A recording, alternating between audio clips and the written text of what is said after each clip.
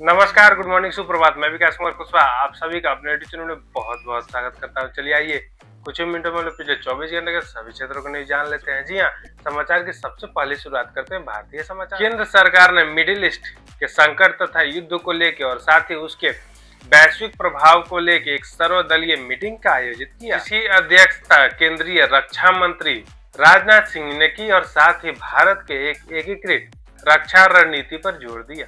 2026 में कई राज्यों के विधानसभा चुनाव होने वाले हैं, जैसे पश्चिम बंगाल, केरल तथा तमिलनाडु, जिसको लेकर सभी पार्टियां जोर शोर से कार्य कर रही हैं। तमिलनाडु में एडीएम के प्रमुख ई के पलास्वामी ने सीट बंटवारे की सूची जारी की है। इसमें उन्होंने गठबंधन सहयोगियों पर कड़ा रुख अपनाया है। दिल्ली बजट। जी हाँ, दिल्ली के मुख्यमंत्री रेखा गुप्ता ने 1 लाख करोड़ से अधिक के बजट पेश किया, जिसमें विकास तथा बुनियादी ढांचों पर ज्यादा ध्यान है। रामनवमी पर विशेष छुट्टी। जी हाँ, उत्तर प्रदेश सरकार ने रामनवमी के शुभ अवसर पर अयोध्या तथा साथ ही उत्तर प्रदेश में आने वाली श्रद्धालुओं की भीड़ को लेके ऑफिशियल तौर पे 26 तथा 27 मार्च को छुट्टी की घोषणा की है। अब आते हैं अर्थव्यवस्था और ऊर्जा संबंधी समाचार जान लेते हैं। ईंधन की कीमतें। जी हाँ, भारत सरकार ने यह नियत किया है कि भले ही मिडिल ईस्ट में तनाव के वजह से साथ ही युद्ध के वजह से ईंधनों के दामों में बढ़ोतरी हो रही है, लेकिन भारत में पेट्रोल और डीजल के दामों में अभी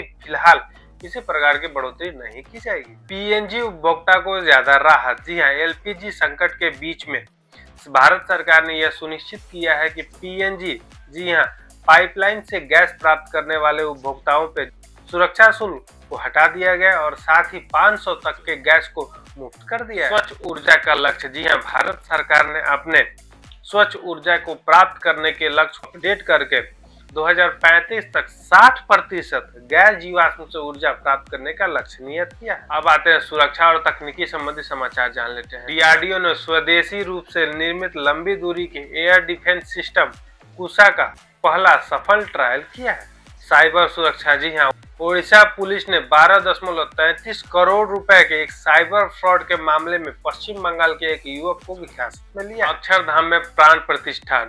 जी हाँ, दिल्ली के प्रसिद्ध अक्षरधाम मंदिर में 108 फीट ऊंचा नीलकंठ वर्णी मूर्ति की प्राण प्रतिष्ठा के ऐतिहासिक कार्यक्रम संपन्न हुआ। अब आते हैं खेल और मनोरंजन संबंधी समाचार जान लेते हैं। जी हाँ, केकेआर ने रिंकू सिंह को अपना वाइस कैप्टन नियुक्त करने का निर्णय लिया और साथ ही अजिंक्य रहाणे कप्तान के तौर पर मौजूद रहे। सम्मान। जी हाँ, भारतीय महिला क्रिकेट कप्तान हरमनप्रीत कौर के सम्मान में अमेरिका के ओमैक्स स्टेडियम में एक स्टैंड समर्पित किया गया।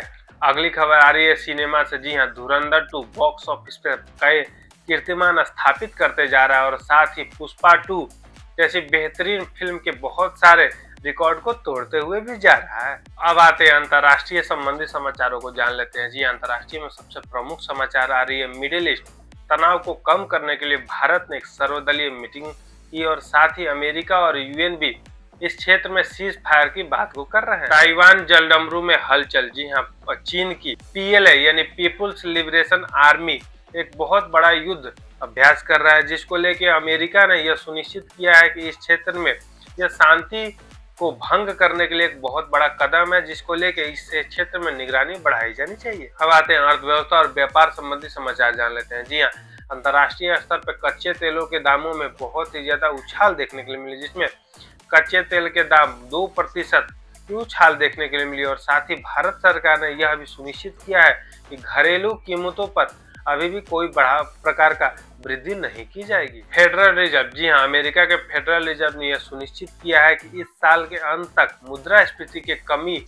में आने के बाद ब्याज दरों में कमी की जाएगी, जिसके बाद मार्केट में कुछ सकारात्मकता देखी गई है। अब आते हैं पर्यावरण और विज्ञान संबंधी समाचार जान लेते हैं। जी हाँ, जलवायु परिवर्तन लक्ष्य 2035। जी हाँ, बहुत सारे देशों ने अपने नए नेशनल डिटर्मिनेशन कंट्रीब्यूशन को अपडेट किया है, जिसके तहत भारत ने भी 2035 तक 60% बिजली उत्पादन को गैर जीवाश्म ईंधनों पर को प्राप्त करने का लक्ष्य रखा है।